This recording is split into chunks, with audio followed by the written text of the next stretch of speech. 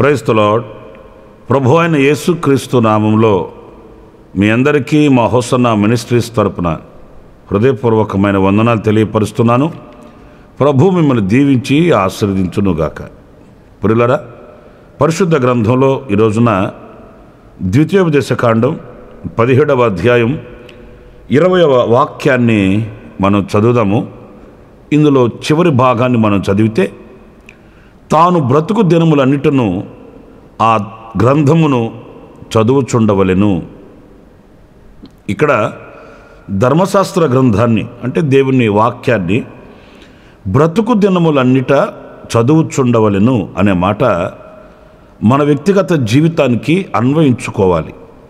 ఎందుకంటే వాక్యము అనేది జీవము కలిగింది. వాక్యం దేవుని మాట. ఒక్క మాటలో చెప్పాలంటే వాక్యమే దేవుడు.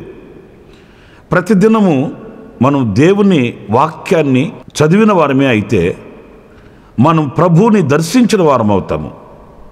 ఈ వాక్యం మనకు ఆదరణ కలిగిస్తుంది, ధైర్యాన్ని కలిగిస్తుంది, గమ్యాన్ని చూపిస్తుంది, విశ్వాసాన్ని కలిగిస్తుంది. ఇంకా మన వ్యక్తిగత బ్రతుకులలో కావలసిన ఓర్పును, నేర్పును, సహనాన్ని, సంతోషాన్ని సమృద్ధిగా కలిగిస్తుంది ఈ దేవుని వాక్యం.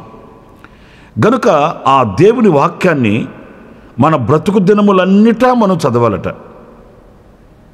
మనకున్న అలవాటు ఏంటంటే, ఎప్పుడైనా మనం కష్టంగా ఉన్నప్పుడు, శ్రమలు ఎదురైనప్పుడు, శోధనలు ఎదురైనప్పుడు, ఇబ్బందుల కొలిమిలో పుటము వేయబడుతున్నప్పుడు అప్పుడు చదువుతాము దేవుని వాక్యాన్ని. అప్పుడు దేవుని వాక్యం దగ్గరికి వెళ్ళి ఆదరణ కొరకై మనం అరులు చాచుతాము. కానీ ఏదో శోధన కలిగినప్పుడు లేక సమృద్ధిలో ఉన్నప్పుడు మాత్రమే కాకుండా మన బ్రతుకు దినములన్నిట కూడా ఈ ధర్మశాస్త్ర గ్రంథాన్ని, ఈ జీవవాక్యాన్ని, ఈ సత్యవాక్యాన్ని మనము చదువుచుండవలెను అని దేవుని వాక్యం చెప్తుందండి.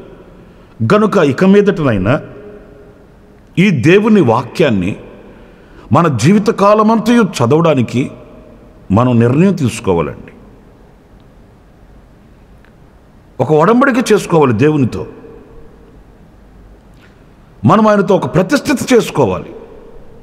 ఎందుకంటే వాక్యం లేని కుటుంబమైన, వాక్యం లేని హృదయమైన ఎండిన ఎడారితో సమానమండి. జీవజలము దేవుని వాక్యం. అది కురిపించబడిన వర్షము లాంటిది దేవుని వాక్యం. గనుక ఈ వాక్యాన్ని హత్తుకొని బ్రతుకుతూ, ఈ వాక్యాన్ని మనము బ్రతుకు దినములన్నిట చదువుతూ శక్తిని పొందుకుంటూ విశ్వాసపు యాత్రలో మనము ముందుకు వెళ్ళవలసిన వారమై ఉన్నాము అనే విషయాన్ని మరొకసారి దేవుని వాక్యాన్ని బట్టి నేను మీకు జ్ఞాపకం చేస్తున్నాను. అయితే ఇక్కడ కొన్ని విషయాలు నేను మీతో చెప్పాలి. అదేంటంటే, ఈ దేవుని వాక్యాన్ని ఎలా చదవాలి అనేది ఒక 2-3 విషయాలు నేను మీతో చెప్తాను. ప్రాముఖ్యంగా లూకా సువార్త 4వ అధ్యాయం 16వ వాక్యంలో మనం గమనించినప్పుడు, ఆయన తాను పెరిగిన నజరేతుకు వచ్చెను, తన వాడుకు చొప్పున విశ్రాంతి దినమందు సమాజ మందిరంలోనికి వెళ్ళి చదువుటకై నిలుచుండగా. చూశారండి, వాడుకు చొప్పున ఆయన సమాజ మందిరానికి వెళ్ళి చదువుటకై నిలుచుండగా అంటే ఆయనకి సమాజ మందిరానికి వెళ్ళి దేవుని వాక్యాన్ని నిలుచుండి చదవడం వాడుక. అంటే ధర్మశాస్త్ర గ్రంథాన్ని, దేవుని వాక్యాన్ని ఒక వాడుకగా మనం చదవాలండి. వాడుకగా చదవాలి. ఉదయాన్నే లేచామా, మనకు వాడుకైన పనులు కొన్ని ఉంటాయి, మనం తూచా తప్పమండి. వ్యాయామం చేస్తాము, లేక నిద్ర లెగగానే కాఫీ తీసుకుంటాము, ఇక మన కార్యక్రమాలు కొన్ని వాడుక చొప్పున, ఒకవేళ సునామీ వచ్చినా కూడా ఆ వాడుక మనం తప్పిపోమండి, ఎందుకంటే అలవాటైపోయింది కొన్ని సంవత్సరాలుగా. ఆ రీతిగానే దేవుని వాక్యాన్ని చదవడం ఒక వాడుకగా మనం చేసుకోవాలండి. ఒక దినంలో ఒక సమయాన్ని కేటాయించుకొని ఆ దినం ఆ సమయాన ఎన్ని పనులు ఉన్నప్పటికీ ప్రక్కన పెట్టి, దేవుని వాక్యం కంటే మించిపోయింది ఏమీ లేదు, దేవుని వాక్యం కంటే ఘనమైనది ఏమీ కూడా లేదు. అసలు మనకు జీవాన్ని ఇచ్చేదే దేవుని వాక్యం అన్నప్పుడు మన జీవాన్ని పోగొట్టుకుంటే మనకేం ప్రయోజనం? అందుచేత ప్రతిదినం ఎన్ని కార్యక్రమాలు మనకు ఉన్నప్పటికీ ఆ దేవుని వాక్యానికి ఇవ్వవలసిన సమయాన్ని దేవుని వాక్యానికి కేటాయించి వాడుకగా మీకు ఒక సందేహం వస్తుంది, ఏమండి నేను ఇంతకు ముందే పరిశుద్ధ గ్రంథాన్ని నేను చదివేశానండి, అందుచేత ఒకసారి చదివేశాను కనుక ఇక మరలా అవసరం లేదు కదా అని అనుకోవచ్చు. కానీ దేవుని వాక్యం ఎలాంటిదంటే అది త్రవ్వుచూ ఉన్న కొలది పెరిగే గని. ఈ 66 పుస్తకాలతో పొందుపరచబడిన ఈ పరిశుద్ధ గ్రంథం ఏదో సంవత్సరం 2 సంవత్సరాలకి చదివి ముగించేది కాదండి. మన బ్రతుకు దినములన్నిట వాడుకగా మనం చదువుతూ ఆ వాక్యములో ఉన్న సత్యాన్ని, వాక్యములో ఉన్న సారాన్ని, ఆ వాక్యములో నిగూఢమై ఉన్న అర్థాన్ని మనం తెలుసుకొని ఒక నూతనమైనటువంటి బలాన్ని ప్రతిదినం పొందుకోవాలి. మనం ఆహారం తీసుకుంటాము, ఉదయాన్నే ఆహారం తీసుకున్నామని చెప్పి మధ్యాహ్నం తీసుకోకుండా ఉంటామా? సాయంకాలం తీసుకోకుండా ఉంటామా? పోనీ ఉదయాన్న ఆహారం తీసుకున్నాము, మరుసటి రోజు అదే ఆహారాన్ని మరలా తీసుకుంటున్నాం కదా. అందుచేత వాక్యానికి ఎక్స్పైరీ డేట్ ఏమీ లేదు. ఈ వాక్యం అయిపోయింది, ఈ వాక్యం నెరవేర్చబడిపోయింది, ఇక అవసరం లేదు అని తీసివేయడానికి, త్రోసివేయడానికి దేవుని వాక్యంలో ఏది కూడా లేదు. ఎన్నిసార్లు చదివినా తనివి తీరని మాధుర్యాన్ని ఇచ్చే రుచికరమైన ఆహారం లాంటిది దేవుని వాక్యం. అందుచేత ఈ దేవుని వాక్యాన్ని వాడుకగా మనం చదవాలట. ఆ వాడుక మన ఆధ్యాత్మికమైన జీవితాలలో అనునిత్యం ఒక నూతనమైనటువంటి మార్గాన్ని చూపిస్తూ, ఒక నూతనమైన శక్తిని ప్రసాదిస్తూ, నూతనమైన ఉజ్జీవంతో మనం దేవుని సన్నిధిలో ఎదుగుటకు దోహదపడుతుంది ఈ వాడుకగా చదివే ధర్మశాస్త్ర గ్రంథం యొక్క అనుభూతి. మరి రెండవ అనుభవాన్ని మనం పరిశుద్ధ గ్రంథంలో గమనించినప్పుడు నెహెమ్యా గ్రంథం 8వ అధ్యాయం 8వ వాక్యాన్ని మనం చదివినప్పుడు అక్కడ ఇలా వ్రాయబడి ఉంటుందండి, ఇటీవలనే వారు దేవుని గ్రంథమును స్పష్టముగా చదివి వినిపించి జనులు బాగుగా గ్రహించున్నట్లు దానికి అర్థం చెప్పిరి. ఎంత శ్రేష్టమైన మాట! వారు ఈ ధర్మశాస్త్ర గ్రంథాన్ని ఎలా చదివారు అనంటే, వారు ఆ గ్రంథాన్ని స్పష్టముగా చదువుతూ, చాలా శ్రేష్టమైన అనుభవం అండి ఇది. చాలామందికి దేవుని వాక్యం చదవడము అనంటే, నేను చెప్పాను కదండి, వాడుకు చొప్పున చదవాలి అని ఒక నిర్ణయం తీసుకొని వాళ్ళకున్న పనుల ఒత్తిడి చేత అనేక కార్యకలాపాలు వాళ్ళు పెట్టుకొని, ఇక మనం నిర్ణయం చేసేసుకున్నాము, నిబంధన చేసేసాము, వాడుకగా చదువుతానని అని ఎలా చదువుతాడో తెలుసండి? హడావుడిగా వాళ్ళు ఏం చదువుతున్నది కూడా వాళ్ళకి తెలియదండి. న్యూస్ పేపర్ చదివినట్లు, ఒక పాఠ్య పుస్తకం చదివినట్లు, లేదా లోకానుసారమైన పుస్తకాలు చదువుతున్నట్లు చదివేస్తారండి. ఆ వాక్యం యొక్క వివరణ కూడా వాళ్ళకి తెలియదండి.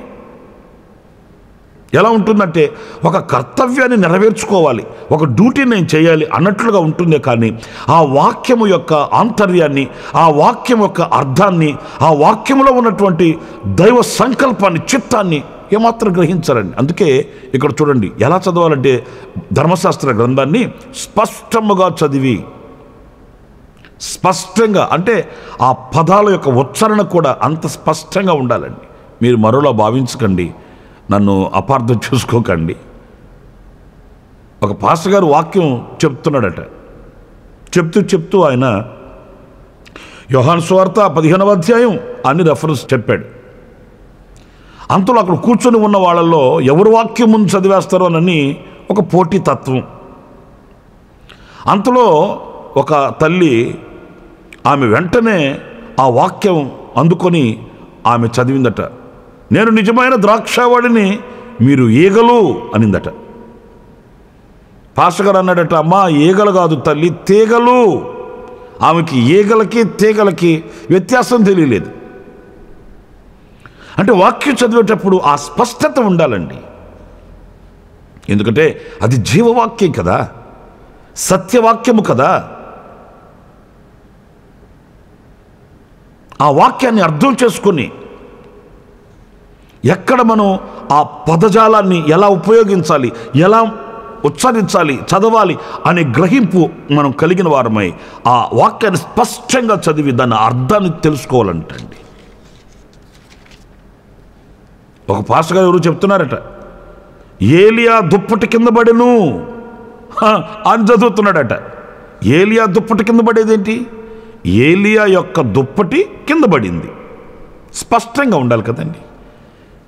ఆయన దాన్ని అలా చదువుకొని ఏలియా దుప్పటి కింద పడ్డాడు, ఏలియా దుప్పటి కింద పడ్డాడు. దుప్పటి కింద పడేదేంటి? ఏలియా యొక్క దుప్పటి కింద పడింది, ఎలీషా మీద ఆ దుప్పటి పడింది, ఆయన అభిషేకాన్ని పొందుకున్నాడు. ఇది మనం గ్రహించవలసిన విషయం. దాని అర్థమేంటి? మనకు కావలసిన ఆ వాక్యాన్ని మాత్రమే తీసుకొని మనం ఉచ్చరించడం కాదు, దాని ముందు వెనుక పదాలేంటి, ముందు వెనుక ఉన్న ఆ యొక్క సన్నివేశం ఏంటి, ఇవన్నీ పరిశుద్ధ గ్రంథాన్ని చదువుకునేటప్పుడు మనసు ఎక్కడో పెట్టి మనుషులు నిలిచి ఏదో చదవడం కాదండి. స్పష్టంగా చదివి దాని అర్థాన్ని తెలుసుకోవాలండి. అప్పుడే మనం చదివిన దానికి మనకు మేలు కలుగుతుంది. ఆ వాక్యం మనలో క్రియా సాధకమవుతుంది. ఆ వాక్యం యొక్క అర్థం మనకు ఆదరణను, ధైర్యాన్ని, స్థైర్యాన్ని ఇస్తుంది. మనం ఫలించడానికి మనకు శక్తిని, సత్తువనిస్తుంది అనే విషయాన్ని మనం గ్రహించాలండి. ఇకపోతే మూడవ అనుభవం అక్కడ మనం తెలుసుకునవలసింది ఏంటంటే, ఆ చదివిన వాక్యాన్ని గ్రహించుకోవాలట. ఆ గ్రహింపు ఎలా కలుగుతుంది అనంటే పరిశుద్ధాత్మని వలన కలుగుతుందండి. చూడండి, అపోస్తులుల కార్యాల గ్రంథం 8వ అధ్యాయం 30వ వాక్యంలో మనం గమనించినప్పుడు, ఫిలిప్పు దగ్గరకు పరిగెత్తుకొని పోయి అతడు ప్రవక్త అయిన యెషయా గ్రంథము చదువుచుండగా విని, నీవు చదువునది గ్రహించుచున్నావా అని అడుగగా. చూడండి, ఆ మంత్రి రథంలో కూర్చొని యెషయా గ్రంథాన్ని చదువుతున్నాడండి. కానీ దేవుని ఆత్మచేత ప్రేరేపింపబడిన ఫిలిప్పు ఆ రథములో వెళుతున్న మంత్రిని కలుసుకుని అడుగుతున్న మాట ఏంటంటే, నీ ఆచారం బాగానే ఉంది స్వామి, బాగానే చదువుతున్నావు, మంచి ఆసక్తి కలిగిన వాడవే, కాదనట్లేదు. కానీ నువ్వు చదువుతున్నది నువ్వు గ్రహిస్తున్నావా? లేక సంవత్సరం రోజుల్లో బైబిల్ కంప్లీట్ చేయాలి, 8 నెలల్లో బైబిల్ కంప్లీట్ చేయాలి, ఈ ధ్యాసతోనే చదువుతున్నావా? కొంతమంది టార్గెట్ పెట్టుకుంటారండి. టార్గెట్ 6 నెలల్లో బైబిల్ కంప్లీట్ చేసేయాలి. ఎందుకంటే మేము 15 సార్లు చదివాము, మేము 20 సార్లు చదివాము అని చెప్పుకోవడానికి. వాళ్ళ టార్గెట్ ఏంటంటే చదువుతున్నది గ్రహించాలి అని కాదు, నేను 15 సార్లు బైబిల్ చదివానని ప్రకటించుకోవాలి. అందుకు ఫిలిప్ అదే అడిగాడు, నీ ఆసక్తి బాగానే ఉంది, కాదనట్లే. అయితే నువ్వు చదువుతున్నది గ్రహిస్తున్నావా? ఈ లేఖనాలు ఎవరి గూర్చి వ్రాయబడి ఉన్నాయి, దేనిని గూర్చి వ్రాయబడి ఉన్నాయి, ఈ లేఖన సత్యం నాకేమని బోధిస్తుంది, ఇందులో నేను నేర్చుకోవలసిన పాఠం ఏంటి, నేను శిరస్సు వంచవలసినటువంటి అనుభవం ఏంటి, ఇవన్నీ గ్రహించాలండి. ఆ గ్రహింపు మనకు కావాలంటే మనకు పరిశుద్ధాత్మని సహాయం కావాలి. అందుకే బైబిల్ చదివేటప్పుడు మనం పరిశుద్ధాత్మని యొక్క ఆధీనంలోకి వెళ్ళాలి. ఎందుకంటే ఈ గ్రంథకర్త పరిశుద్ధాత్ముడు గనుక, ఈ గ్రంథ రచయిత పరిశుద్ధాత్ముడు గనుక, ఈ గ్రంథకర్తని ప్రక్కన పెట్టుకొని మనం చదివినప్పుడు మనకి ఎలాంటి సందేహం లేకుండా దానిని చక్కగా మనకు గ్రహింపచేస్తాడు పరిశుద్ధాత్మ దేవుడు. ప్రియులారా, లోకంలో చాలా గ్రంథాలు ఉన్నాయి, దేనికి లేని ఒక గొప్ప అనుభవం పరిశుద్ధ గ్రంథానికి ఉంది. ఏంటంటే ఈ గ్రంథకర్త మనతో ఉంటాడండి. ఏ సందర్భంలో ఏ వాక్యం ఎలా రాయవలసి వచ్చింది, ఎందుకు ఆ వాక్యాన్ని అలా వ్రాయడానికి కారణాలేంటి, ఇవన్నీ పరిశుద్ధాత్ముడు మనతో ఉండి చక్కగా వివరిస్తాడు. అప్పుడు మనం గ్రహించగలుగుతాం. గ్రహించగలిగిన మనలో పశ్చాత్తాపం కలుగుతుంది. ఆ వాక్యానికి శిరస్సు వచ్చే మనసు కలుగుతుంది. ఆ వాక్యానుసారంగా నడవాలన్న ఆసక్తి కలుగుతుంది. గ్రహించాం గనుక. గ్రహింపు లేకుండా ఎన్ని అధ్యాయాలు, ఎన్ని గ్రంథాలు చదివితే ప్రయోజనం ఏంటండి? గనుక నా ప్రియమైన సహోదరులారా, ఈ పరిశుద్ధాత్మని సహాయము వలన ఈ ధర్మశాస్త్ర గ్రంథాన్ని గ్రహించుచూ చదవాలట. అప్పుడే దాని వలన ప్రయోజనం ఉంటుంది. ఆ గ్రహించిన వాక్యము వలన మేలు కలుగుతుంది. మనము జీవము కలిగిన మార్గంలో నడిపించబడడానికి సమ్మతి అయిన మనసు కూడా మనకు లభ్యమవుతుందనే విషయాన్ని మనం గ్రహించాలి.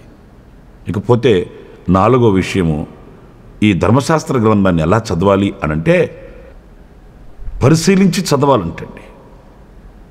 చూడండి, యెషయా గ్రంథం 34వ అధ్యాయం 16వ వాక్యాన్ని మనం గమనించినప్పుడు, యెహోవా గ్రంథమును పరిశీలించి చదువుకొనుడి. చూశారండి, పరిశీలించి చదవాలంట. అంటే పరిశీలించి చదవడం అంటే ఏంటి? ఈ వాక్యం ఎలా వ్రాయబడి ఉంది, ఈ వాక్యానుసారంగా నేను బ్రతకడానికి నాకు ఆధారాలు ఏంటి? ఈరోజు నా లోకానుసారంగా బ్రతుకుతున్న బ్రతికేంటి, ఆత్మానుసారంగా బ్రతుకుతున్న బ్రతికేంటి, ఆత్మానుసారమైన బ్రతుకునకు ఈ వాక్యం ఇలాగా మనకు వివరిస్తుంది. దీని యొక్క ఆంతర్యం ఏంటి అని పరిశీలన ఉండాలండి. పరిశుద్ధ గ్రంథంలో మరొక మాట ఇర్మియా గ్రంథంలో మనం చదువుతాం, మేలైన మార్గం ఏంటో పరిశీలించి తెలుసుకోమన్నాడు. పరిశీలించడం తప్పేమి కాదండి. పరిశుద్ధ గ్రంథంలో ఇలా వ్రాయబడి ఉంది, మరి లోకంలో ఇలాగా చెప్తున్నారు. ఏది మనకు ఆశీర్వాదాన్ని కలిగిస్తుంది, ఏది మనకు దీవెన కలిగిస్తుంది? లోక ఆచారాలు ఎలా ఉన్నాయి, మరి పరిశుద్ధ గ్రంథం ఇలాగ వ్రాయబడి ఉంది. మరి ఏది మనకు మరి ఉన్నతమైనటువంటి పురోగతిని కలిగిస్తుంది? లోకంలో కనబడుతున్న కొన్ని అనుభవాలు పరిశుద్ధ గ్రంథంలో ఉన్నాయా లేవా? గనుక ఈ పరిశీలన మనకు ఉండాలండి. ఏదో వాక్యాన్ని చదివేసి గ్రహించకుండా విడిచిపెట్టేసి మరలా లోకానుసారంగా బ్రతికితే ప్రయోజనం ఏంటి? నన్ను ఒక తల్లి ఇంటికి ప్రార్థన చేయించుకోవడానికి పిలిచింది. వెళ్ళా. ఆ తల్లి నాతో చెప్తుంది, అయ్యా ప్రార్థన చేసి ఈ ఉప్పు కొండ తీసుకుని వెళ్ళి ఇంట్లో పెట్టేసి రావాలయ్యా, నువ్వు కొత్త ఇల్లు కదా అంటుంది. నేను ప్రార్థన చేసి ఉప్పు కొండ ఇంట్లో పెట్టి వచ్చేది ఏంటమ్మా అంటే, ఆమె అంటుంది, అయ్యా పెద్దలు పెట్టిన ఆచారాలు కదయ్యా, చెయ్యాలయ్యా అంటుందండి. నేను కోప్పడ్డాను. అంతలో ఆమె అంటుంది, సర్లే బాబు నువ్వు కోప్పడి బాధగా అలా చేయద్దులు, కానీ కనీసం పాలను బొంగిచెళ్ళు. నేను పోయి మంటేసి పాలు బొంగిచి రావాలట ప్రార్థన చేసి. ఆమె అంటుంది, పెద్దల ఆచారాలయ్యా ఇవే అంటుందండి. అంటే ఆమెకి వాక్యాన్ని పరిశీలించే జ్ఞానం లేదు, వాక్యాన్నిగా గుర్తించే జ్ఞానం లేదు. ఈ లోక సంబంధంగా కనబడుతున్న ఈ ఆచారాలు దైవ సంబంధమైనవా లోక సంబంధమైనవా అని వివేచించి పరిశీలించి తెలుసుకునే ఆ విజ్ఞానం, ఆ యొక్క పరిశీలన జ్ఞానం ఆమెకు లేదు. ఆమె కాదు, ఈరోజు చాలామంది ఈ మార్గంలోనే వెళుతున్నారండి. వాక్యాన్ని చదువుతారు, వాక్యాన్ని వింటారు, ఆదివారం ప్రజెంట్ చేయించుకుంటారు, కానీ పరిశీలించరు. వాళ్ళ కార్యకలాపాలలో సాగిపోతుంటారు. వాళ్ళు నమ్ముకున్నదే భక్తి అనుకుంటుంటారండి. పరిశీలించి వాక్యమందు ఈ కాలాన్ని గురించి, గతించిపోయిన కాలాన్ని గురించి, రాబో కాలమును గురించి పరిశుద్ధ గ్రంథం ఏం చెప్తుంది, ఆ వాక్యాన్ని పరిశీలించి ఇప్పుడు మనం ఏ కాలంలో ఉన్నాం, ఎక్కడికి సిద్ధపడుతున్నాము, మన గమ్యమేంటి, మనం చేరవలసినటువంటి ఆ గమ్యానికి మనం ఎలా చేరగలము, ఇవన్నీ పరిశీలించి వాక్యాన్ని చదువుకున్నప్పుడు మనకు పరిశీలనగా అవి ప్రత్యక్షమవుతాయి అనే విషయాన్ని మనం మర్చిపోకూడదండి. 4 విషయాలు నేను మీతో చెప్తూ వచ్చాను నా ప్రియమైన సహోదరులారా. గనుక మన బ్రతుకు దినములన్నిట కూడా ఈ ధర్మశాస్త్ర గ్రంథాన్ని చదవాలి. ఆ చదివే వాక్యాన్ని ఎలా చదవాలి అనేది 4 విషయాలను మీకు ప్రకటిస్తూ వచ్చాను. పరిశీలించి దేవుని వాక్యాన్ని చదవాలి, గ్రహించుచు దేవుని వాక్యాన్ని చదవాలి, స్పష్టంగా దేవుని వాక్యాన్ని చదవాలి, వాడుక చొప్పున దేవుని వాక్యాన్ని చదవాలి. అప్పుడే దేవుని వాక్యములో ఉన్న జీవము, దేవుని వాక్యములో ఉన్న ఆశీర్వాదాన్ని అనునిత్యము మనం పొందుకొని శక్తివంతులము కాగలుగుతాము. ప్రభు మహిమ కలిగిన రాకడకు మనం సిద్ధపరచబడగలుగుతామనే సత్యాన్ని మీరు గ్రహించాలి. అలాంటి కృప దేవుడు మనందరికీ అనుగ్రహించునుగాక. ఆమేన్. తలలు వంచండి, చిన్న ప్రార్థన చేసుకుందాం. కృపా సత్య సంపూర్ణుడా, జీవాధిపతి అయిన ప్రభువా, మీకు వందనాలు నాయనా. నీ సత్య మార్గంలో మేము నడుచుటకు ఓ సత్య గ్రంథాన్ని మీరు మాకు అనుగ్రహించారు నాయన, అందుకు మీకు వందనాలు. ఈ గ్రంథాన్ని మా బ్రతుకు దినములంటే మేము చదవాలి. అది ఎలా చదవాలి అనేది కొన్ని విషయాలు మేము ధ్యానిస్తూ వచ్చాం. ఆ రీతిగా మేము ఈ సత్య గ్రంథాన్ని చదువుతూ శక్తిని పొందుకొని మీ మహిమ కలిగిన రాకడకు మేము సిద్ధపరచబడుటకు సహాయం చేయమని మమ్మల్ని అందరినీ మీ చేతులు సమర్పించుకుంటూ యేసు నామములో ప్రార్థించి వేడుకొనుచున్నాను తండ్రి. ఆమేన్. ఆమేన్. ప్రభు మిమ్మల్ని ఆశీర్వదించి దీవించునుగాక. ఈ దినమంతా విశేషమైన కృప నా దేవుడు మీకు ప్రసాదించునుగాక. ఆమేన్. ప్రతి దినము ఈ అనుదిన కృపాను సందేశాల కొరకు, ఇంకా మరిన్ని ఆత్మ సంబంధమైన సందేశాల కొరకు ఈ మా యూట్యూబ్ ఛానల్ ని సబ్స్క్రైబ్ చేసుకోండి. Pastor Ramesh, Kosanna ministries.